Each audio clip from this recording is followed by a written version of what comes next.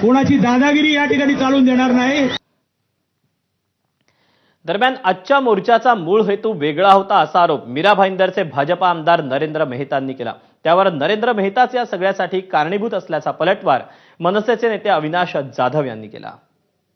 इतिहास बघितलं तर प्रत्येक पक्ष, प्रत्येक समाज, वेगवेगळे लोक मोर्चे काढतच असतात आणि शांततेत मोर्चे होतात।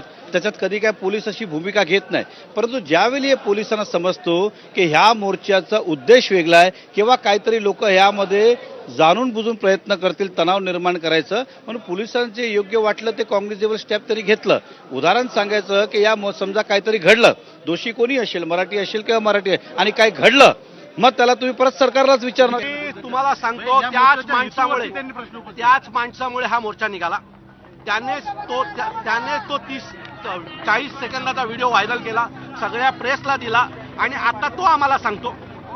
मग परवा तो मोर्चा निघाला त्यावेळेला मराठी माणसासमोर का नाही आला तू? ह्या सगळ्याची जबाबदारी ह्या त्या माणसाची आहे, त्या नालायक माणसाची आहे। या सगळं मीरा भाईंदर मधला जो मराठी टक्का आहे ना, तो त्याला त्याची जागा दाखवेल एवढी मला खात्री आहे मराठी माणसावर।